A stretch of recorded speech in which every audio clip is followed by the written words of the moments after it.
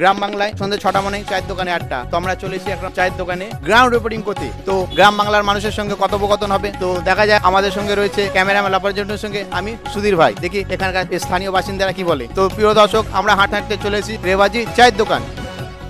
খুবই গরম পড়েছে আর এমনি ভোটের উত্তপ্ত আমরা চারিদিকে দেখতে পাচ্ছি। গ্রাম বাংলায় চায়ের দোকানে কত আড্ডা হয়। তো দাদা দেখ খুব কাজে ব্যস্ত, বলছি এবছরে ভোটটা আপনি কাকে দেবেন?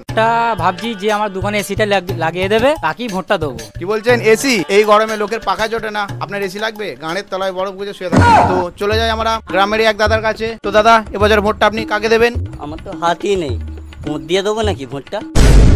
এলাকার লোক দেখছি খুবই ডেঞ্জারাস, খুব সাবধানে কথা বলতে হবে। তো দাদা, আপনাদের গ্রামে কি বিকাশ হয়েছে? বিকাশ আমি তো জানি না, আমি তো বাজারে গেছিলাম। এবার কথা বলবো আরেক দাদার সাথে। তো দাদা, এবছর ভোটটা আপনি কাকে দেবেন, দাদাকে না দিদিকে? ভোটটা আমি দাদাকেই দিতাম যদি একটা রাশিয়ান মাল দিত সাথে। রাশিয়ান দেখতে তো আপনাকে আফ্রিকান সুয়ারের মধ্যে, তাই আপনার জন্য আফ্রিকা থেকে রাশিয়ান সুয়ার আনা।